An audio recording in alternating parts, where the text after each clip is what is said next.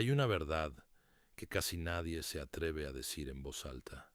Pasamos toda la vida construyendo una fortaleza de certezas, de seguridades, de creencias sobre quiénes somos y cómo funciona el mundo, y sin embargo, esa misma fortaleza se convierte en nuestra prisión más sofocada.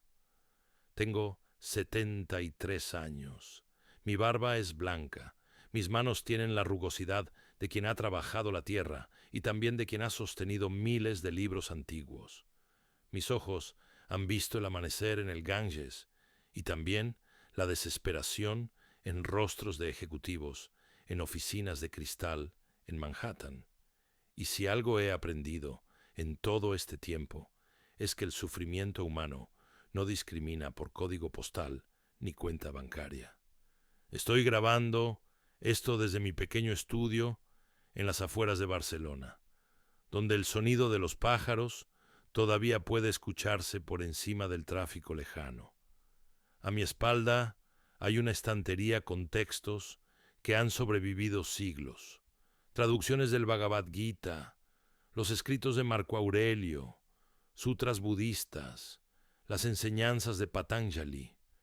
No los menciono para impresionarte, sino porque estos textos han sido mis compañeros de viaje en una búsqueda que comenzó cuando yo tenía apenas 22 años y me sentía completamente perdido.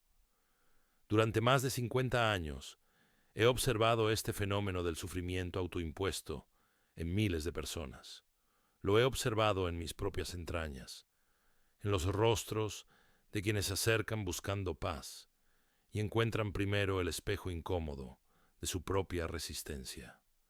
He visto a personas brillantes destruirse lentamente. He visto a personas humildes encontrar una serenidad que desafía toda lógica. Y he aprendido que la transformación genuina no llega cuando acumulamos más conocimientos, sino cuando nos atrevemos a desmontar las estructuras mentales que nos mantienen encadenados.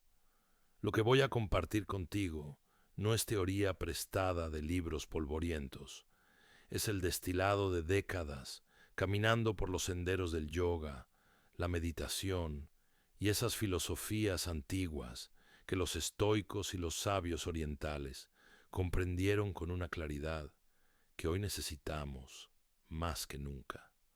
Pero no te hablaré como un profesor que recita lecciones.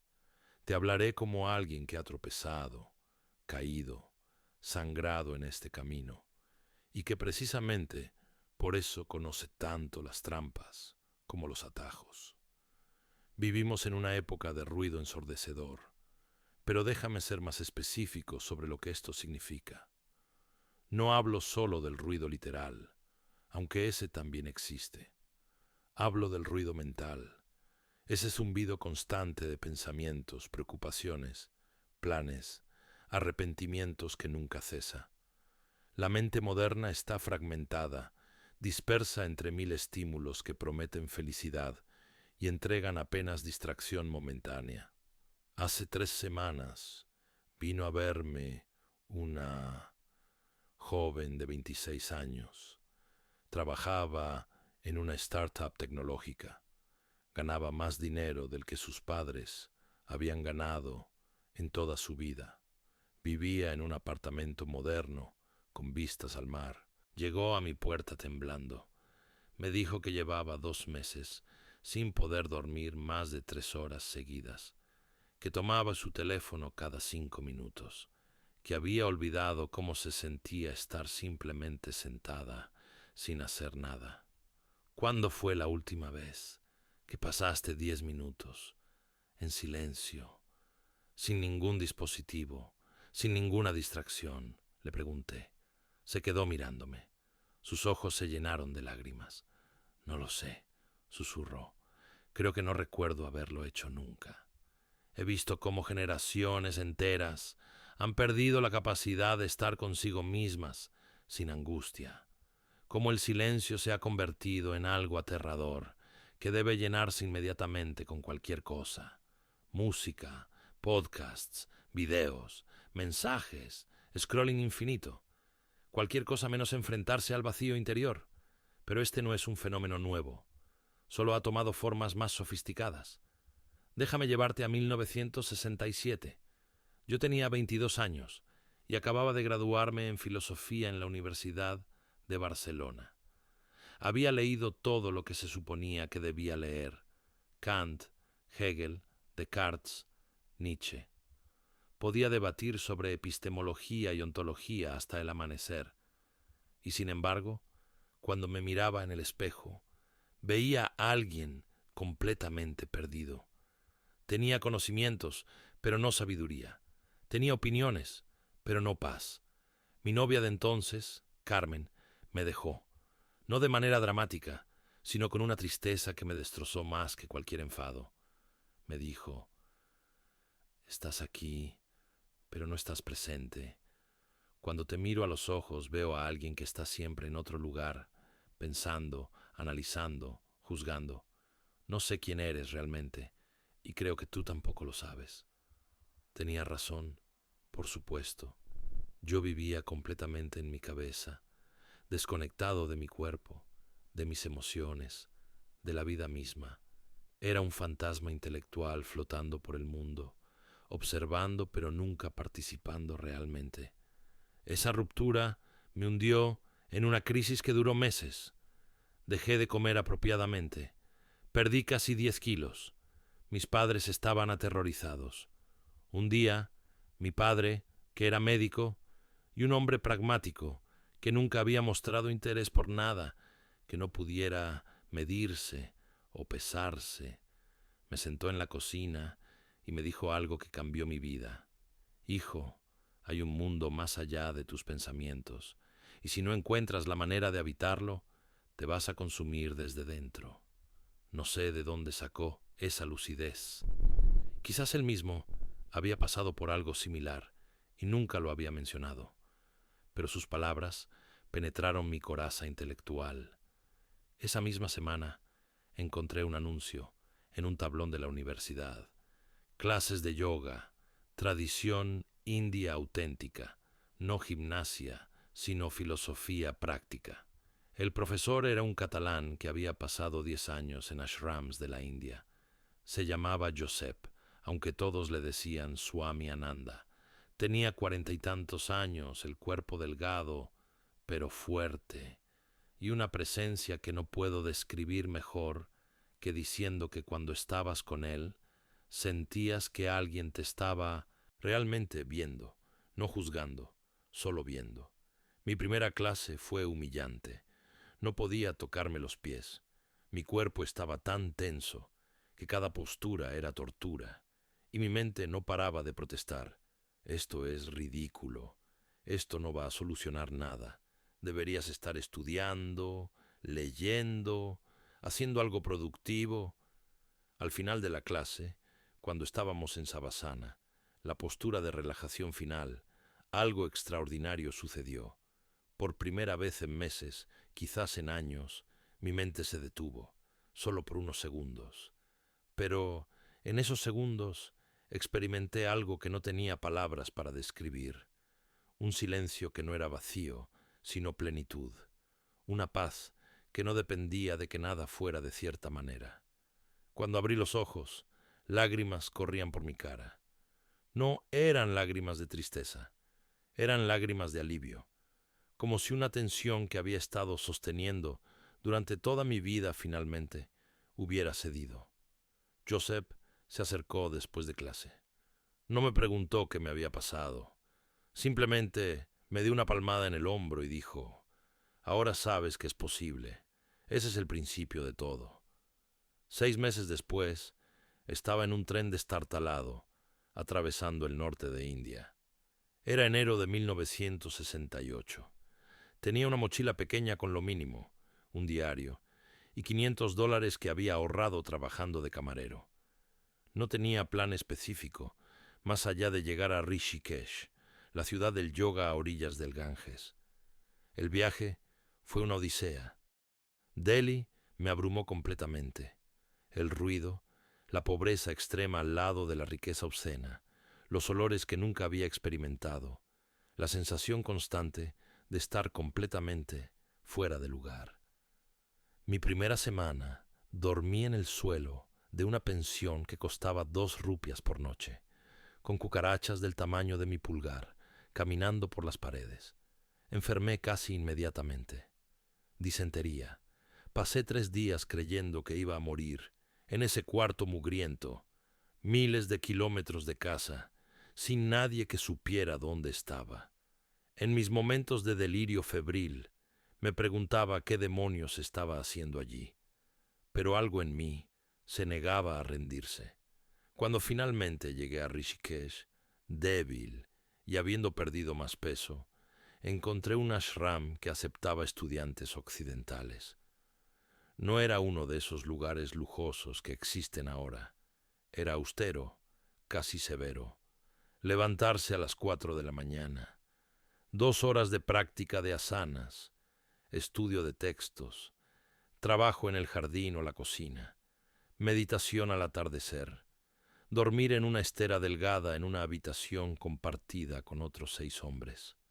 Los primeros días odiaba cada momento. Mi cuerpo estaba rígido, mi mente se rebelaba constantemente y la comida simple me parecía insípida comparada con lo que estaba acostumbrado. Pero había algo en esa estructura, en esa simplicidad rigurosa, que empezó a crear espacio interior. El maestro del ashram era un anciano al que llamaban Guruji. Nunca supe su nombre real.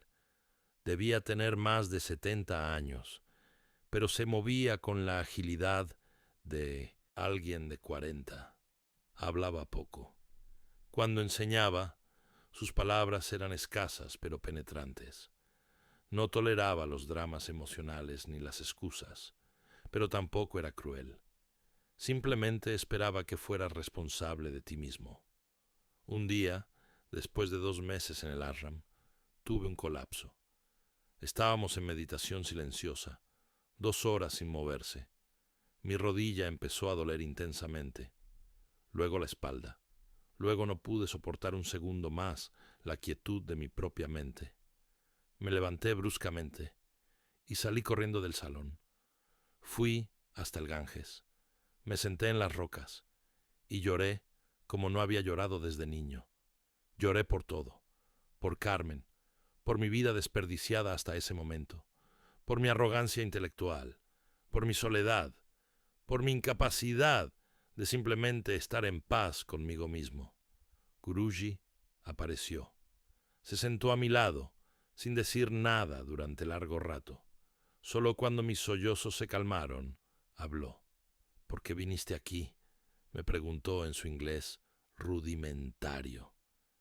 Para encontrar paz, respondí. No, dijo con firmeza. Viniste para dejar de huir de ti mismo, y ahora que te has encontrado y no te gusta lo que ves, quieres huir otra vez, pero no puedes. El único camino es a través. Sus palabras me golpearon como un puño. Tenía razón. Había viajado miles de kilómetros no para encontrar algo, sino para escapar de la incomodidad de mi propia compañía. Y ahora, sin las distracciones de mi vida anterior, me veía obligado a enfrentar todo lo que había estado evitando. El dolor de la rodilla no es el problema, continuó Guruji. El dolor de la rodilla es solo dolor. El problema es tu relación con el dolor. Decides que no debería estar ahí. Te resistes. Haces una historia sobre cómo esto es insoportable, sobre cómo no puedes con esto. Y esa historia, esa resistencia, convierte el dolor en sufrimiento. Me miró directamente a los ojos. Dolor es inevitable. Sufrimiento es opcional. Esta es la primera gran lección, y tardas meses en aprenderla, porque tu mente está tan ocupada protestando que no puedes simplemente observar. En ese momento, algo hizo clic. No fue una comprensión intelectual, fue algo visceral. Entendí que había estado haciendo esto con absolutamente todo en mi vida. Convertir cada experiencia incómoda en un drama, en una crisis existencial. en prueba de que algo estaba fundamentalmente mal conmigo o con el mundo. «Vuelve al cojín», dijo Guruji, «y esta vez, cuando llegue el dolor, dale la bienvenida. Estúdialo. ¿Dónde exactamente está? ¿Es constante o pulsa? ¿Es calor o presión? Sé curioso sobre él en lugar de ser su enemigo». Volví al salón de meditación, me senté, y cuando el dolor llegó, por primera vez en mi vida, no huí de él. Lo observé con curiosidad genuina, y descubrí algo asombroso. Cuando dejaba de resistirlo, cuando dejaba de añadirle la historia de «esto es terrible», el dolor seguía ahí, pero el sufrimiento disminuía dramáticamente. Esa fue mi primera lección real, y estableció el patrón para todo lo que vendría después.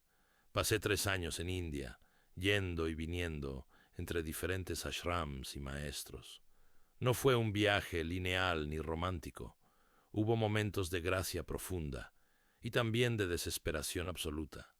Hubo maestros genuinos y también charlatanes que vendían espiritualidad barata a occidentales ingenuos. Aprendí a distinguir. Uno de los encuentros más transformadores fue con un sadhú que vivía en una cueva en las estribaciones del Himalaya.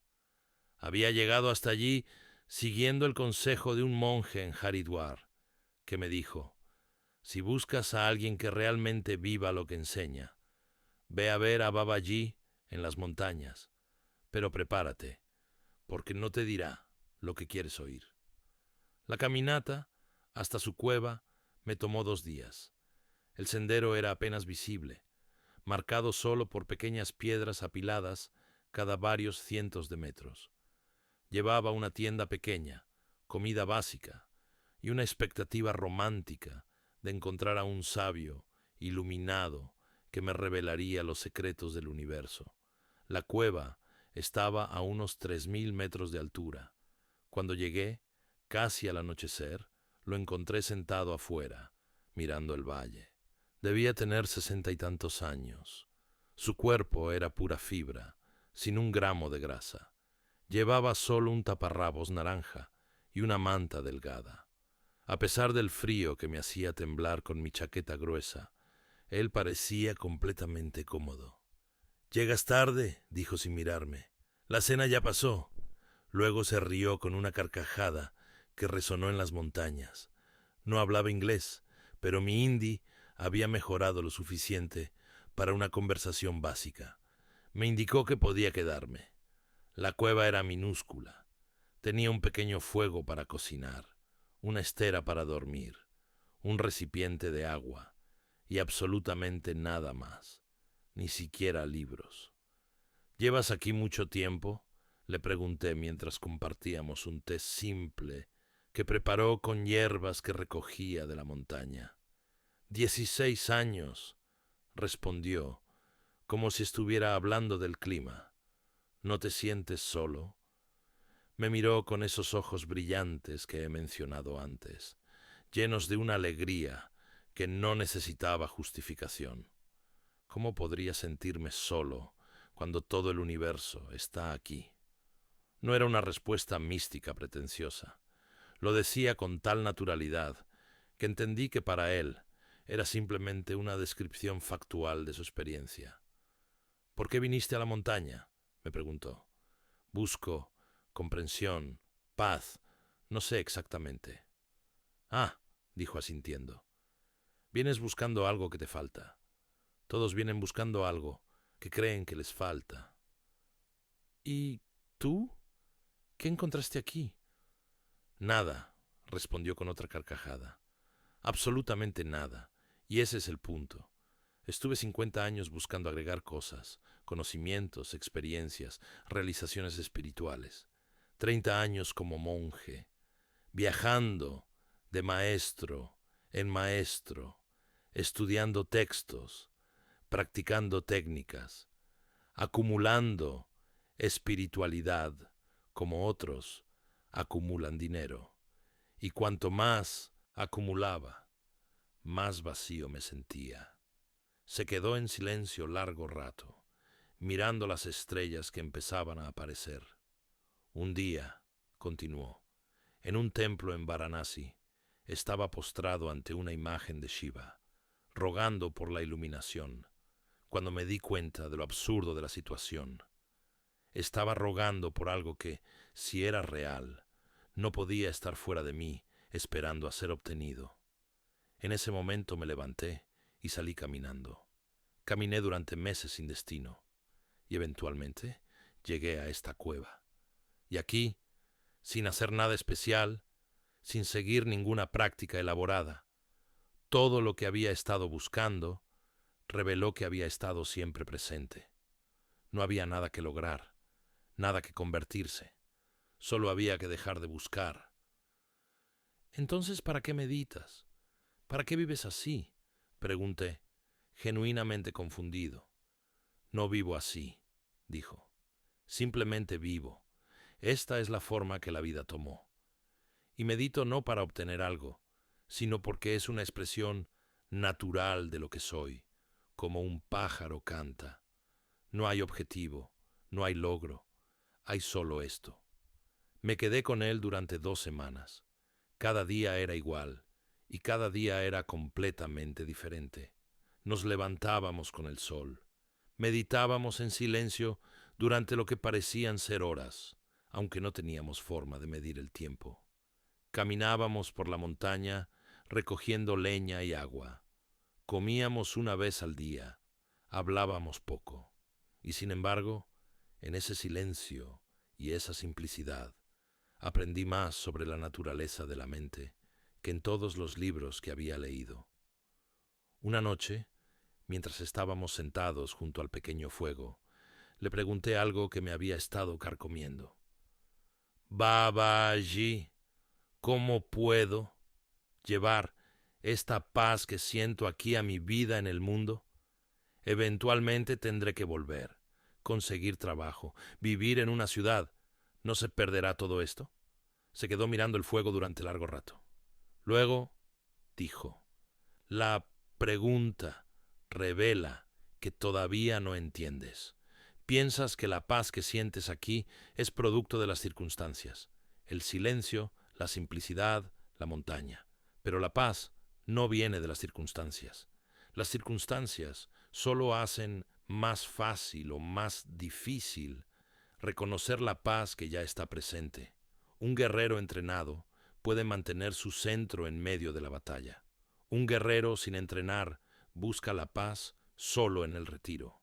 La práctica no es crear paz, sino entrenar tu capacidad de reconocerla y establecerte en ella, sin importar lo que esté sucediendo alrededor.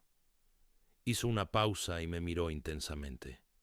Marco Aurelio fue emperador de Roma. Estaba rodeado de intrigas, guerras, responsabilidades inmensas. Y sin embargo, mantuvo una claridad interior que la mayoría de los monjes en cuevas nunca alcanzaron. ¿Cómo? Porque comprendió que la paz no está en las circunstancias, sino en tu relación con ellas. Me sorprendió que conociera a Marco Aurelio. ¿Has leído las Meditaciones?, pregunté. Un viajero las dejó aquí hace años. Las leí. Básicamente, dicen lo mismo que el Bhagavad Gita, solo que en griego antiguo, traducido al inglés, dijo con una sonrisa. La verdad no tiene acento. Esa frase se quedó conmigo. La verdad no tiene acento. Volví a España en 1971. Había estado fuera 3 años. Mis padres apenas me reconocieron. Había perdido más de 20 kilos. Mi cara estaba curtida por el sol. Llevaba el pelo largo y una barba descuidada. Parecía un náufrago. Pero lo más desconcertante para ellos no era mi apariencia física, sino el hecho de que parecía estar completamente en paz. No estaba eufórico ni evangelizando, simplemente estaba presente. Mi madre lloró cuando me abrazó, no de tristeza, sino de alivio. Recuperé a mi hijo, me dijo. Los primeros meses fueron difíciles, de maneras que no había anticipado. España estaba bajo Franco. La atmósfera era opresiva. La economía estaba estancada. Mis amigos de la universidad se habían convertido en adultos con trajes, con empleos que detestaban, pero que necesitaban para pagar sus cuentas. Las conversaciones giraban alrededor de dinero, matrimonio, propiedades, las mismas preocupaciones que consumían a sus padres. Me sentía como un extraterrestre. Había experimentado otra forma de existir, y ahora volver a la vida normal me parecía asfixiante. Pero tenía que encontrar la manera de vivir, de contribuir. No podía quedarme en la casa de mis padres meditando todo el día. Empecé a dar clases de yoga en un pequeño local que alquilé con lo poco que había ahorrado antes de irme. Al principio venían 5 o 6 personas, principalmente mujeres mayores, con problemas de espalda. No venían buscando iluminación, venían buscando alivio del dolor físico. Y eso estaba bien, porque les enseñé que el yoga no era solo estiramientos, sino una forma completa de relacionarse con el cuerpo y la mente. Lentamente, durante años, el centro creció.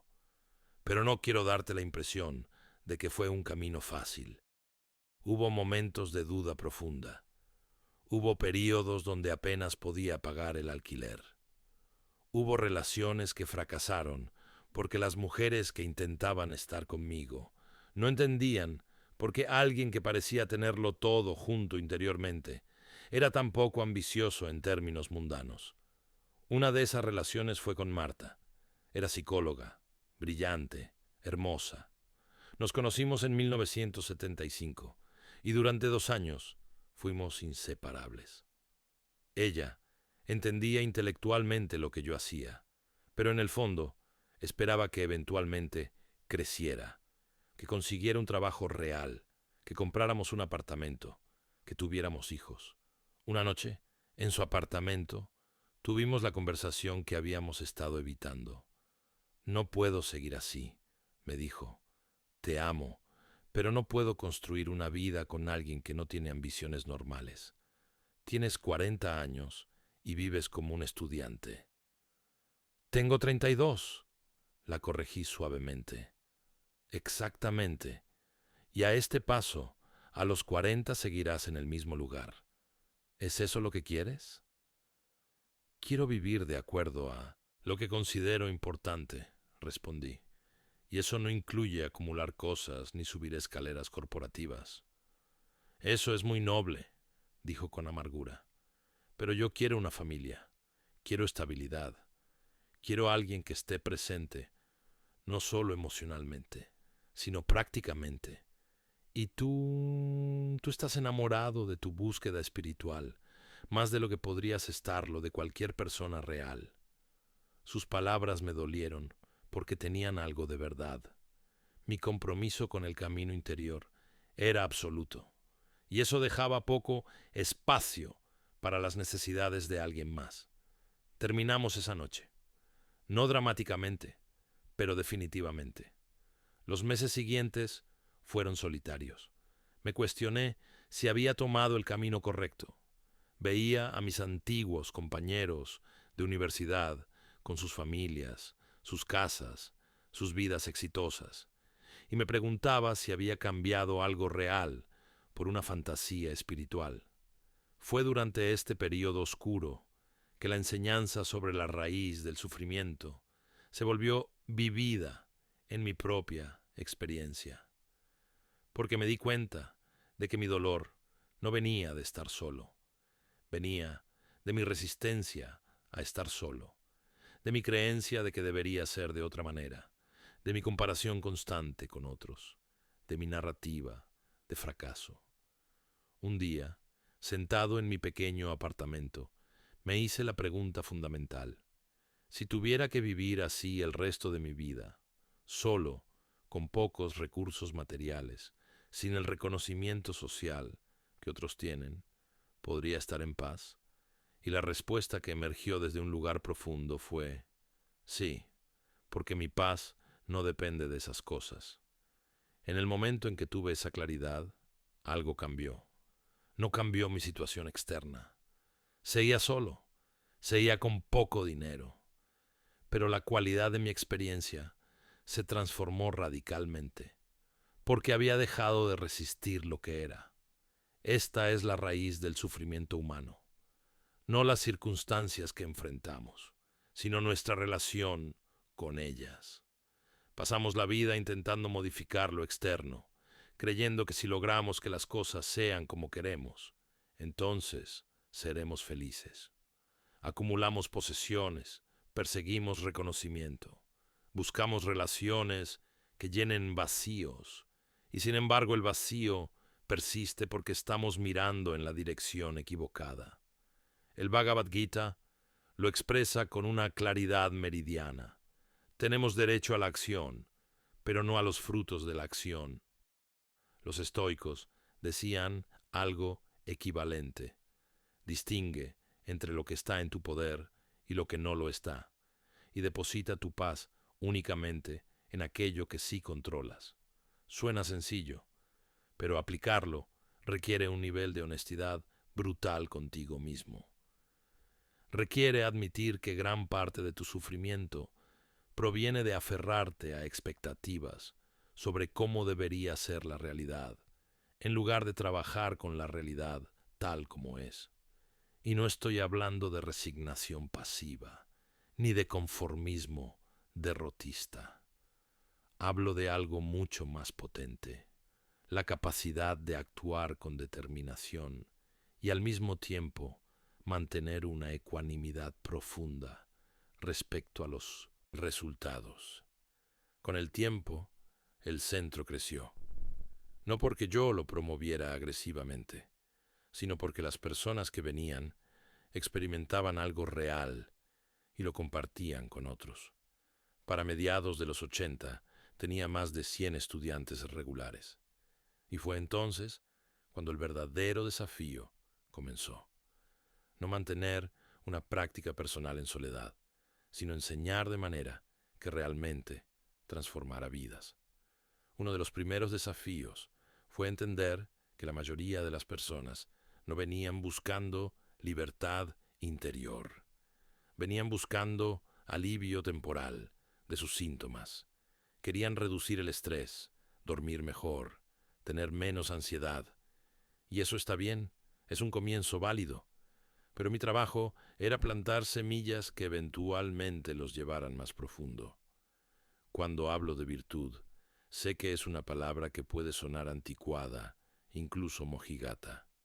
Pero déjame explicar qué significa realmente, lejos de los moralismos religiosos. La virtud en el sentido estoico y yógico no es sobreseguir reglas impuestas externamente. Es excelencia del carácter. Es el cultivo consciente de cualidades que nos hacen más humanos, más íntegros, más libres. Patanjali, en los Yoga Sutras, describe los yamas como los primeros pasos del camino. Ahimsa, no dañar. Satya, veracidad. Asteya, no robar. Brahmacharya, moderación. Aparigraha, no acaparar. No son mandamientos divinos que debes obedecer por miedo al castigo. Son directrices sabias que cuando las sigues te liberan del sufrimiento autoinfligido.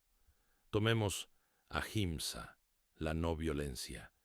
En el nivel superficial significa no hacer daño físico a otros, pero cuando profundizas te das cuenta de que la violencia más común no es física, es la violencia de tus palabras cuando criticas destructivamente, es la violencia de tu mente cuando te juzgas implacablemente, es la violencia de tu ambición cuando pisoteas a otros para subir. Es la violencia de tu indiferencia cuando ves sufrimiento y miras hacia otro lado. Una estudiante llamada Elena vino a verme después de clase un día. Tenía unos 40 años, era abogada, exitosa en su campo. «Necesito hablar contigo», me dijo. «Creo que soy una mala persona». Nos sentamos en mi pequeña oficina. Ella empezó a llorar. He dedicado 20 años a defender corporaciones que destruyen el medio ambiente. Gano muchísimo, dinero, haciendo que gente poderosa evada responsabilidades. Cada caso que gano significa que alguna comunidad pierde. Y lo hago porque paga mis cuentas, porque me da estatus, porque es lo que se supone que debo hacer. Pero, últimamente, cuando me miro al espejo, odio a la persona que veo. ¿Por qué sigues haciéndolo?, pregunté. Porque tengo miedo, admitió. Miedo de no tener dinero, miedo de perder mi estatus, miedo de decepcionar a mi familia, que está orgullosa de mi éxito. Y porque me he convencido a mí misma de que si no lo hago yo, alguien más lo hará, así que da igual. Esas son las racionalizaciones que la mente ofrece, dije. Pero en el fondo sabes que están violando tu integridad, y esa violación tiene un coste. El coste es tu paz interior. Trabajamos juntos durante meses. No le dije que renunciara a su trabajo. Esa decisión tenía que ser suya. Pero le ayudé a ver con claridad que la vida que estaba viviendo no era sostenible espiritualmente. Eventualmente, dejó el bufete corporativo y empezó a trabajar con una organización sin fines de lucro defendiendo derechos ambientales. Su salario se redujo a 1/3. Tuvo que vender su apartamento lujoso y mudarse a algo más modesto. Cuando la vi 6 meses después del cambio, era una persona diferente. La tensión que siempre había estado en su rostro había desaparecido. Sus ojos tenían vida. Por primera vez en décadas, me dijo, puedo dormir sin tomar pastillas, porque no tengo que convencerme a mí misma de que lo que hago está bien. Esta es la virtud en acción. Vivir de manera que tu vida externa esté alineada con tus valores internos. No es fácil, requiere coraje, requiere estar dispuesto a pagar el precio, porque casi siempre hay un precio. Pero el coste de no hacerlo es mucho mayor, es tu propia alma. Los estoicos hablaban de 4 virtudes cardinales: sabiduría, coraje, justicia y templanza. No son ornamentos opcionales, son la estructura misma de una vida bien vivida. Sabiduría, la capacidad de discernir lo esencial de lo superfluo, lo verdadero de lo falso, lo que vale la pena de lo que es distracción. Coraje, no ausencia de miedo, sino la voluntad de actuar correctamente a pesar del miedo. Justicia, dar a cada cosa y persona su lugar apropiado, incluyéndote a ti mismo, ni más ni menos de lo que corresponde. Templanza, la capacidad de no ser arrastrado por cada impulso, de tener dominio propio sin represión, de fluir sin ser arrastrado. Durante décadas he visto cómo personas inteligentes, cultas, exitosas en términos mundanos, se desmoronan ante la primera adversidad seria porque nunca cultivaron estos cimientos internos. Construyeron castillos sobre arena. Déjame contarte sobre Javier. Vino a mi centro en 2003. Tenía 47 años, exitoso empresario del sector inmobiliario. Durante el boom de construcción había acumulado una fortuna considerable. Tenía una esposa, 2 hijos, una casa impresionante en las afueras de Barcelona, autos de lujo, todo lo que la sociedad considera deseable. Llegó a mi puerta un martes por la tarde. Yo estaba regando las plantas del patio cuando apareció. No tenía cita, solo apareció. Su traje era impecable, sus zapatos probablemente costaban más que mi alquiler mensual, pero su rostro era el de alguien que estaba muriendo por dentro. ¿Puedo hablar contigo?, preguntó sin presentarse. Lo invité a entrar. Nos sentamos en el patio. Le ofrecí té. Estuvo en silencio durante varios minutos, solo mirando el suelo. Luego empezó a hablar y no paró durante casi 1 hora. Me contó que había logrado todas sus metas. A los 22 se había propuesto ser millonario a los 40. Lo logró a los 35. Se había propuesto tener una familia hermosa. La tenía. Se había propuesto ser reconocido en su industria. Lo era. Y ahora, me dijo con voz quebrada, me siento completamente vacío, como si hubiera pasado 25 años subiendo una montaña para descubrir que en la cima no hay nada. ¿Qué te hizo venir aquí?, pregunté. Hace 2 semanas, dijo. Mi hijo menor, Tomás, tiene 10 años. Me preguntó si podía enseñarle a jugar ajedrez. Le dije que estaba ocupado, que más tarde, pero él insistió. Dijo que llevaba meses pidiéndomelo y que yo siempre decía, más tarde. Y de repente me di cuenta, no sé quién es mi hijo, no sé qué le gusta, qué le preocupa, qué sueña. He estado tan ocupado construyendo un imperio que he olvidado por qué lo estaba construyendo. Se quedó mirándome con ojos desesperados. He sacrificado todo. Tiempo con mi familia, mi salud, mi paz interior, todo, por un objetivo que ahora ha alcanzado. Me parece completamente hueco. Y lo peor es que no sé cómo parar. No sé quién soy sin mi trabajo, sin mis logros. He vivido en piloto automático durante tanto tiempo que he olvidado cómo vivir conscientemente. Lo que más me impactó fue su honestidad brutal. No estaba viniendo a presumir de sus logros o a buscar validación. Estaba viniendo porque se había dado cuenta de que había desperdiciado décadas persiguiendo espejismos. ¿Los objetivos que perseguías, le pregunté, eran realmente tuyos? ¿Los elegiste conscientemente o simplemente los absorbiste de la cultura, de tu familia, de la sociedad? Se quedó pensando. No lo sé, admitió finalmente. Creo que nunca me lo pregunté. Simplemente asumí que eso era lo que se suponía que debía hacer: estudiar, trabajar duro, ganar dinero, tener éxito. Nunca cuestioné si eso era lo que yo realmente quería. Empezamos a trabajar juntos, no con técnicas complicadas, con algo fundamental: aprender a detenerse, aprender a observar sus pensamientos sin identificarse con ellos, aprender a distinguir entre sus necesidades auténticas y los deseos fabricados por el condicionamiento.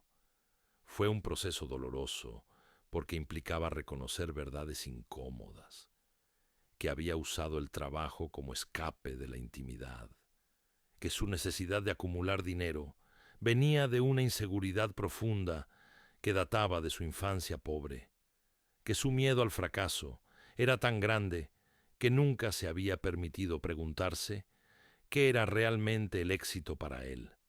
Le enseñé la dicotomía del control de los estoicos, distinguir rigurosamente entre lo que está en tu poder y lo que no lo está. Tus acciones, tus elecciones, tu carácter, tu respuesta a las circunstancias, eso está en tu poder. Los resultados, lo que otros piensan, el éxito o fracaso según parámetros externos, eso no está en tu poder. Has invertido toda tu energía en cosas que no controlas, le dije. El precio de las propiedades, las decisiones de compradores, las tendencias del mercado, y has descuidado lo único que realmente controlas: quién eres, cómo te presentas, la calidad de tu presencia. Lentamente, Javier empezó a cambiar. No cambió su trabajo inmediatamente. No vendió todo y se fue a un monasterio. Pero cambió su relación con el trabajo. Empezó a establecer límites. Salir de la oficina a las 6, sin excepciones. Los fines de semana eran sagrados para la familia. Al principio, su mente protestaba constantemente. Estoy perdiendo oportunidades. Otros competidores están trabajando más horas. Voy a perder clientes. Pero le enseñé a observar esos pensamientos, sin creérselos automáticamente. Empezó a pasar tiempo real con sus hijos. No tiempo de calidad forzado, sino simplemente estar presente. Enseñó a Tomás a jugar ajedrez. Descubrió que su hija mayor, Laura, escribía poesía. Reconectó con su esposa, no desde la obligación o la culpa, sino desde un interés genuino en conocer a la persona con quien había estado casado durante 20 años, pero que apenas conocía. Lo sorprendente fue que su negocio no colapsó. De hecho, mejoró, porque dejó de tomar decisiones desde la ansiedad y el ego. Empezó a operar desde la claridad, y las personas respondían a eso. Sus empleados notaban que estaba más presente. Sus clientes sentían que realmente los escuchaba, en lugar de solo intentar cerrar el trato. 2 años después de ese primer encuentro, me invitó a cenar a su casa. Era una noche de verano. Comimos en su jardín. Su familia estaba presente, y lo que vi fue algo completamente diferente al hombre destrozado que había llegado a mi puerta. Había alegría genuina en sus interacciones. Había presencia. Había vida. Al final de la noche, mientras su familia recogía, me dijo: «No puedo recuperar esos 25 años que desperdicié, pero puedo vivir los próximos 25 de manera diferente. Y lo más extraño es que ahora que he soltado la necesidad de éxito, soy más exitoso de maneras que realmente importan. He recuperado mi vida, he recuperado mi familia, he recuperado a mí mismo». Esta es la transformación que es posible cuando aplicas estos principios. No es magia, es trabajo consistente de autoobservación y realineamiento de tu vida con tus valores profundos. Existe un malentendido muy extendido sobre la espiritualidad que necesito desmontar antes de continuar. Muchas personas creen que el camino interior consiste en volverse pasivo, en aceptar cualquier injusticia, en no tener ambiciones ni deseos, en convertirse en una especie de vegetal sonriente que flota por la vida sin involucrarse. Nada más alejado de la verdad. Los grandes maestros que he conocido, tanto en Oriente como en Occidente, eran personas de una vitalidad extraordinaria. Estaban comprometidas profundamente con la vida. Eran activas en mejorar su entorno. La diferencia no estaba en la acción, sino en la motivación y el apego a los resultados. Recuerdo a una monja budista que conocí en Dharamsala en los años 70. Se llamaba Pema. Había sido médica en Inglaterra antes de ordenarse. Cuando la conocí, dirigía una clínica que atendía a refugiados tibetanos. Trabajaba 14 horas al día. Trataba heridas, curaba enfermedades, asistía a partos. Su nivel de compromiso y dedicación era extraordinario. Un día le pregunté: «¿Cómo mantienes esta intensidad sin agotarte?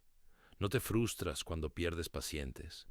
¿No te desesperas ante la magnitud del sufrimiento?».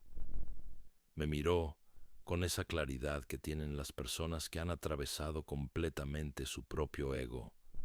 «Hago lo que está en mi poder hacer», dijo. «Cada paciente recibe mi completa atención y cuidado.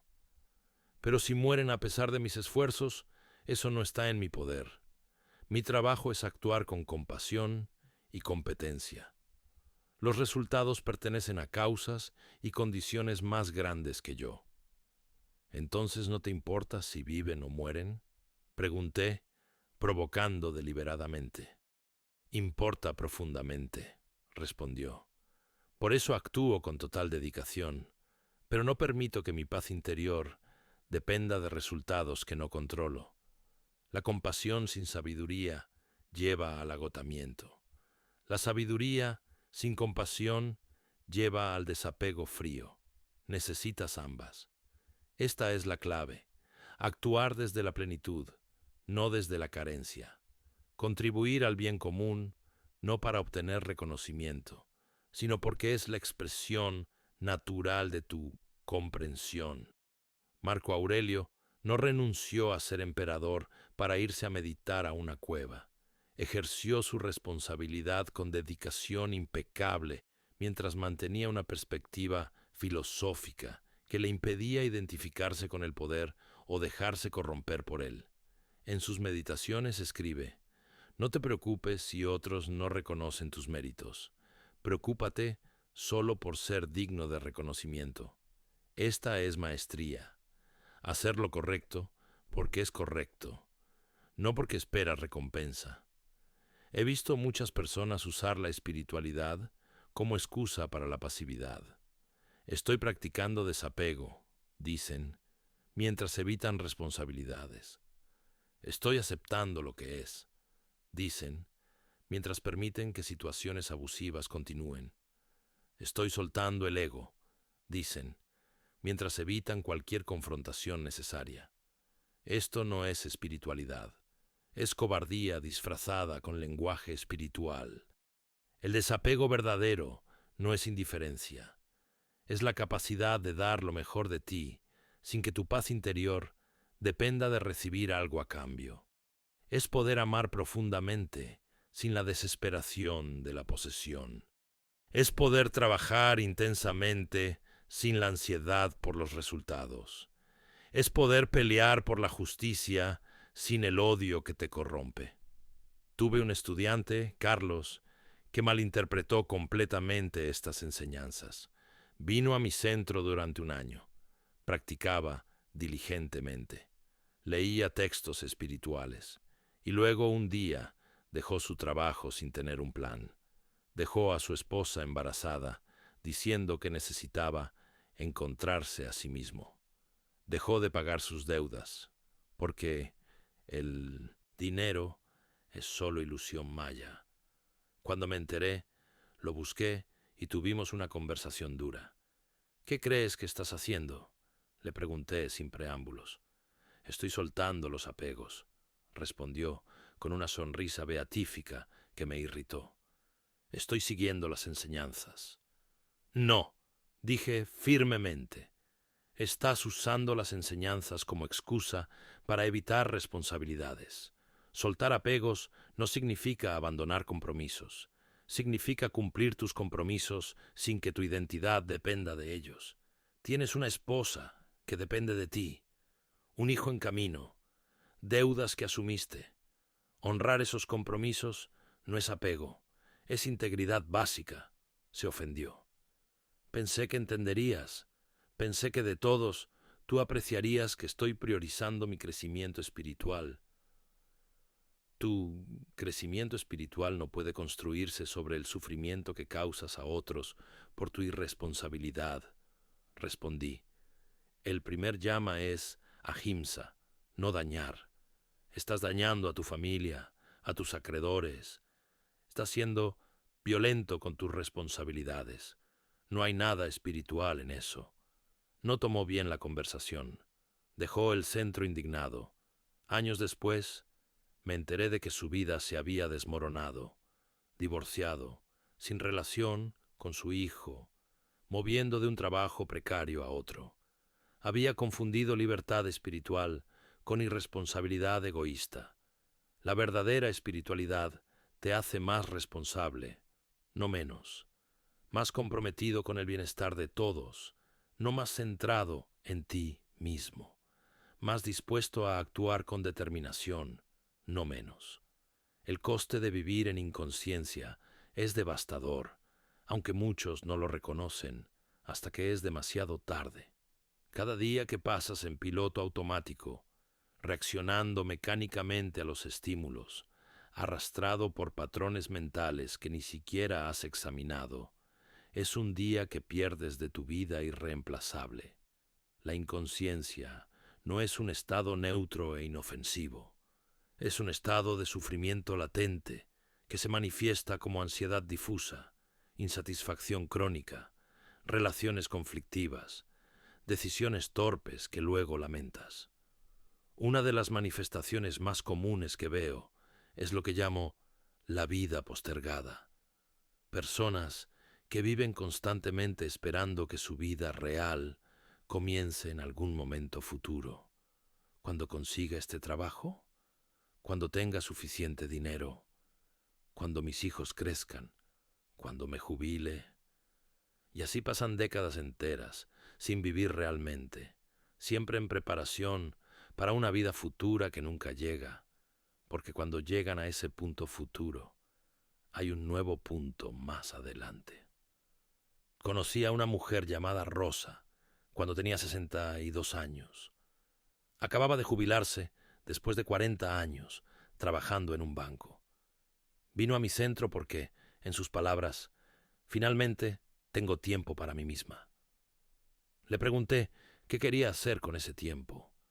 Se quedó en blanco. No lo sé, admitió. Siempre pensé que cuando tuviera tiempo finalmente haría algo. Pero ahora que lo tengo, no sé qué es ese algo. Trabajando con situaciones, ella emergió una historia trágica. Había querido ser pintora.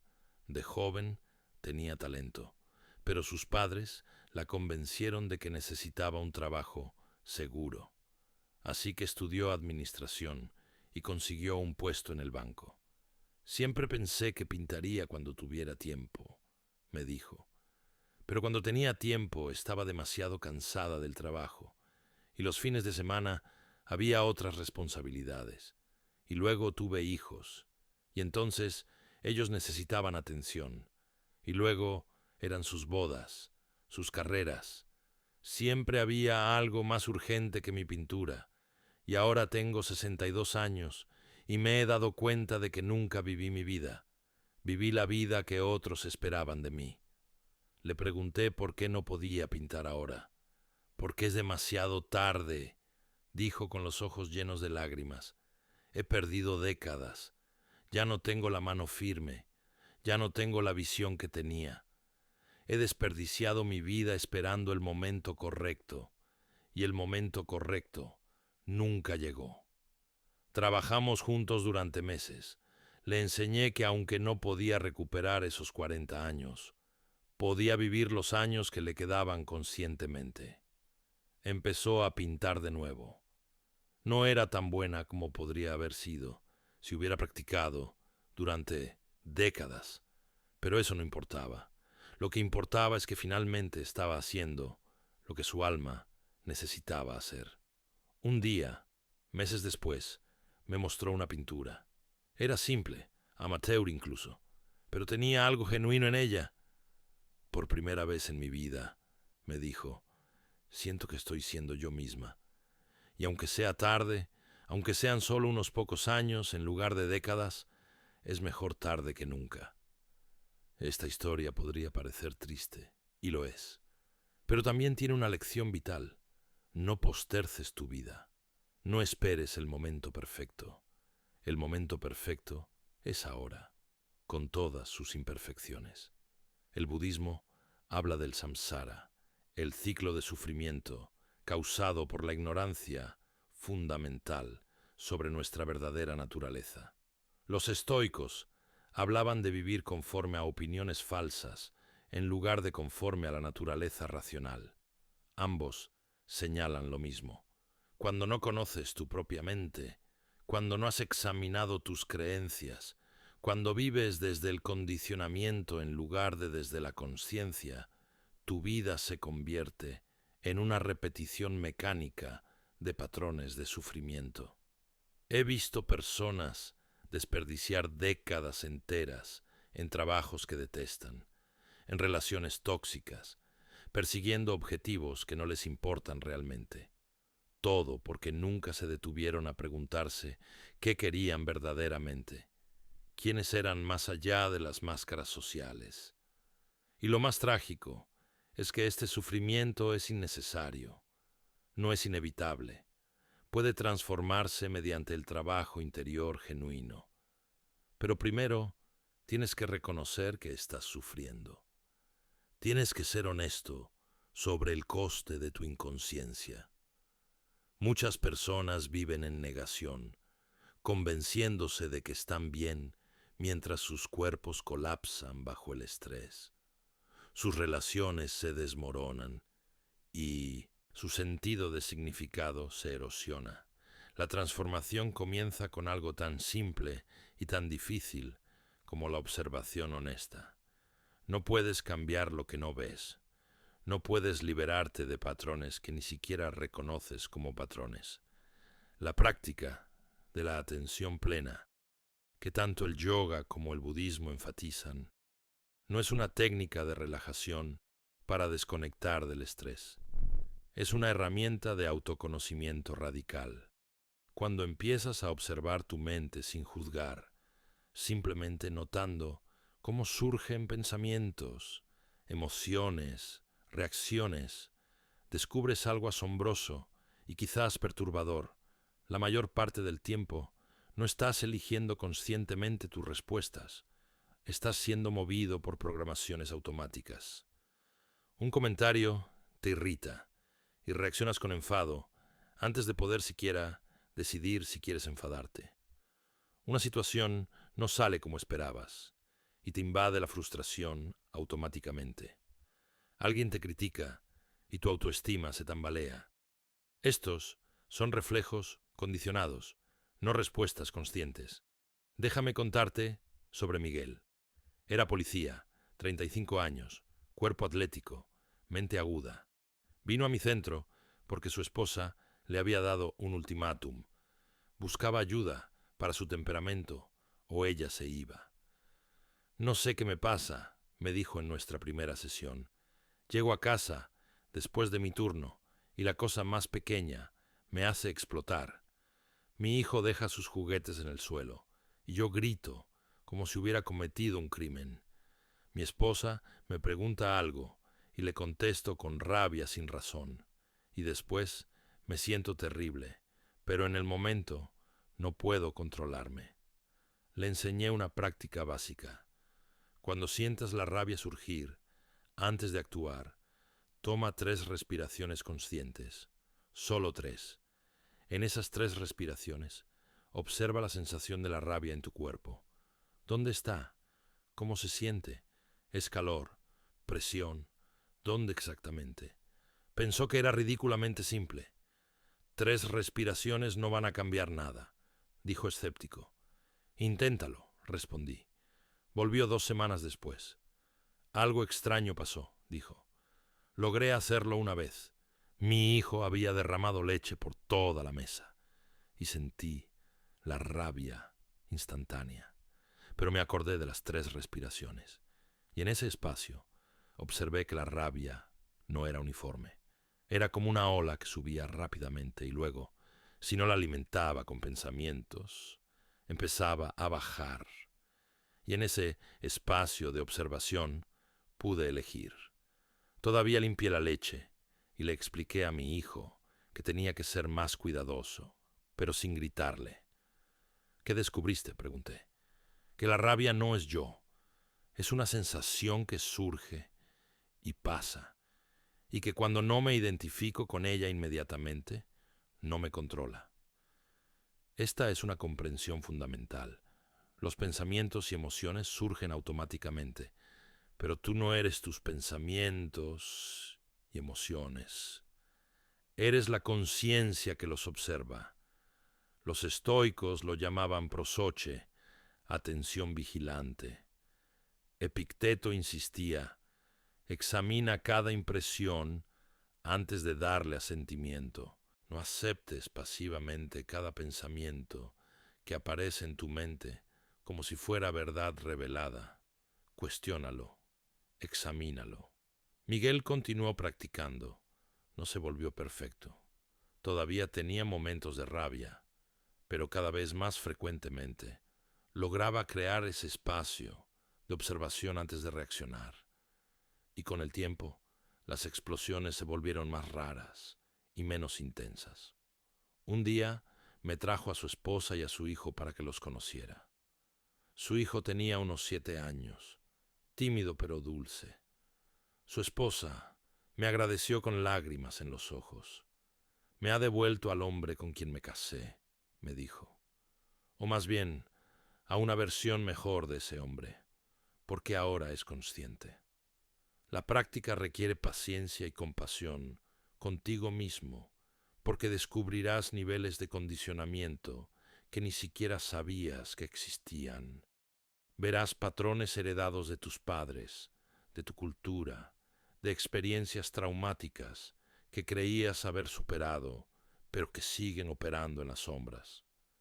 Pero cada vez que logras responder conscientemente, en lugar de reaccionar automáticamente, ganas un grado de libertad.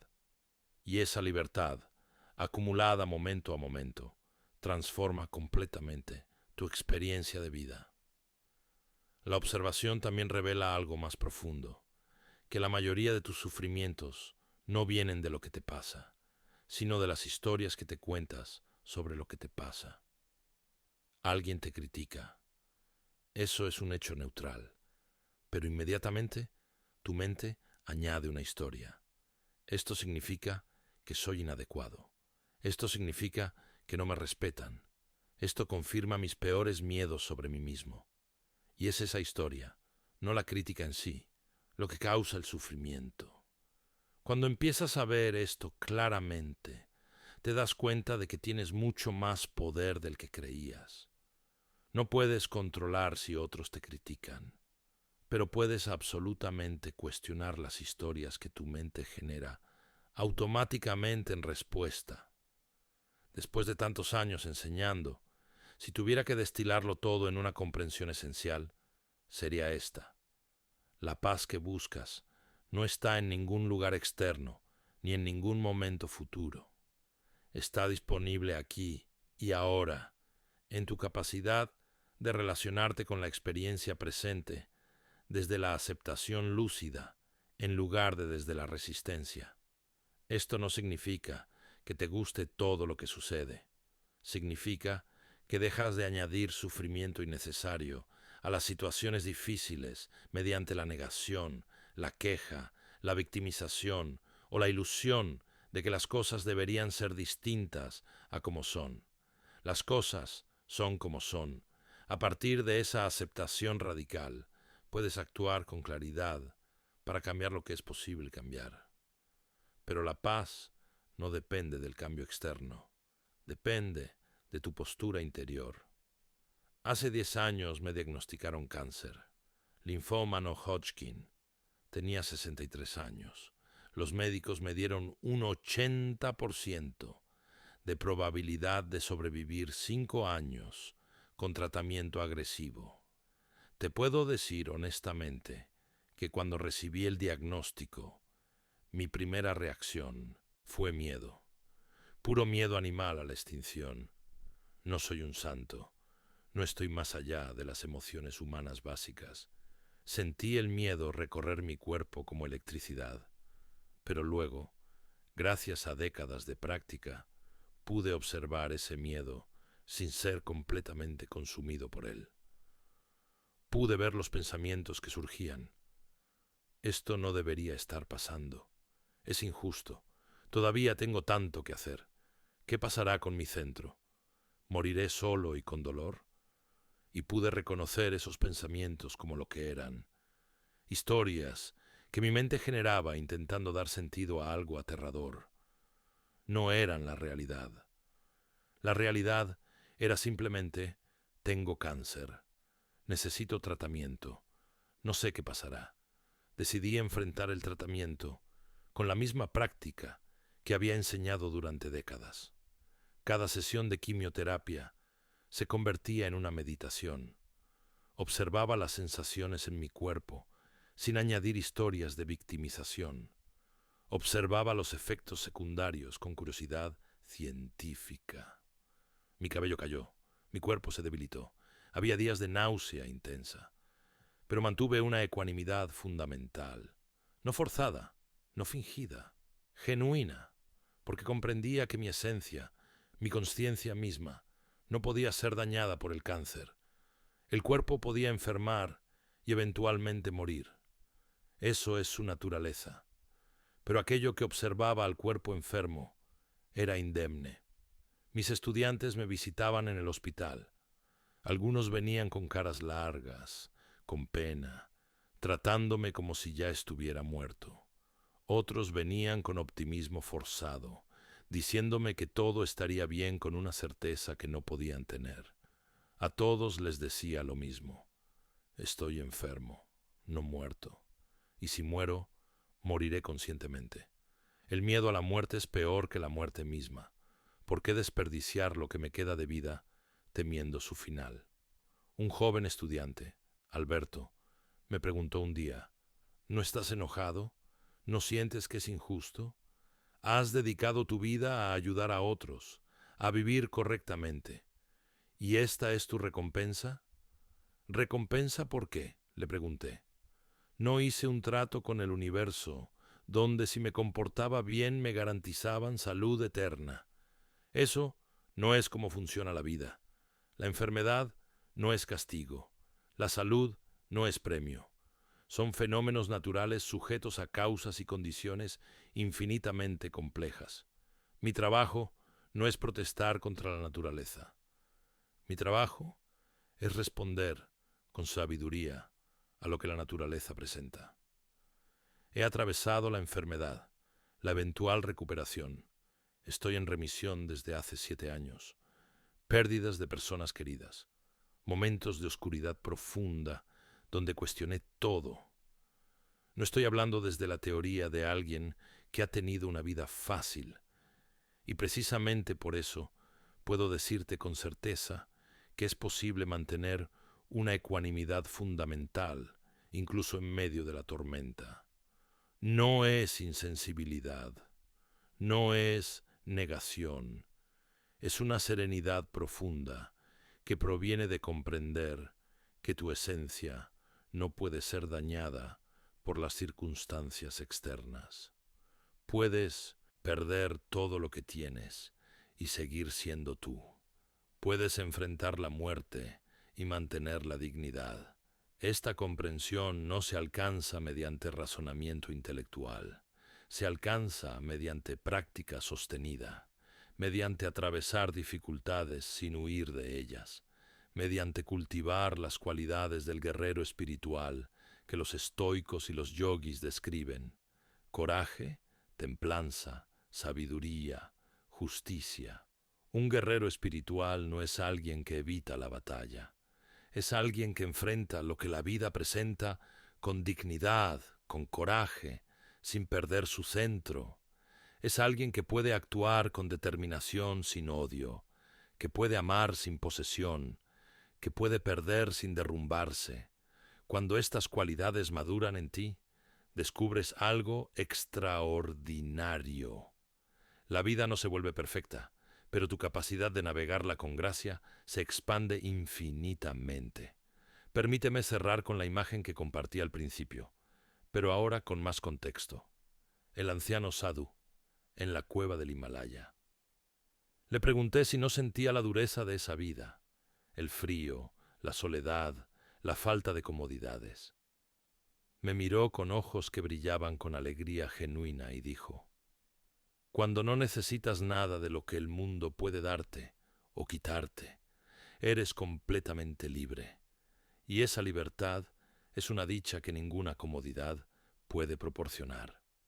Ahora entiendo completamente lo que quiso decir. No estaba sugiriendo que todos debamos irnos a vivir a una cueva. La cueva era solo su forma particular, pero la esencia de su enseñanza es universal. La libertad genuina no viene de tener más opciones externas, sino de liberarte de la tiranía de tus propias necesidades compulsivas, de tus apegos, de tu identificación con cosas que son transitorias por naturaleza. Tu cuerpo cambiará, envejecerá, morirá. Tus posesiones irán y vendrán. Tus roles sociales se transformarán. Las personas que amas eventualmente se irán. Todo lo que pertenece al mundo del tiempo está sujeto al cambio y la pérdida. Si depositas tu identidad y tu paz en estas cosas, vivirás en un estado de ansiedad permanente, intentando aferrarte a lo que inevitablemente se escapa. Pero hay algo en ti que observa todo esto, una conciencia que permanece mientras todo lo demás fluye. Los Upanishads la llaman el testigo silencioso. Los budistas hablan de la naturaleza de Buda. Los estoicos se referían al daimon interior, la chispa divina de razón.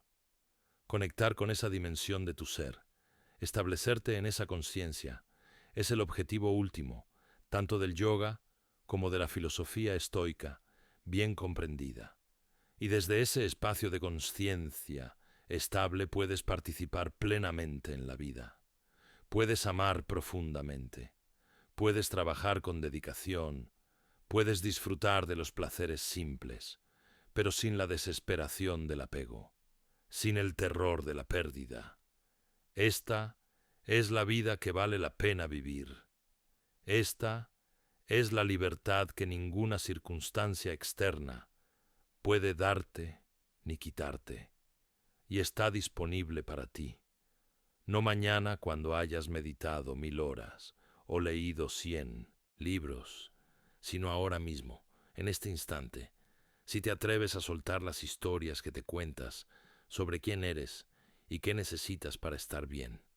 Si simplemente descansas en la conciencia pura que ya eres y siempre has sido. Este es el final del viaje y también es el principio, porque cada momento es una nueva oportunidad para elegir. ¿Vives desde el condicionamiento o desde la conciencia? ¿Reaccionas o respondes?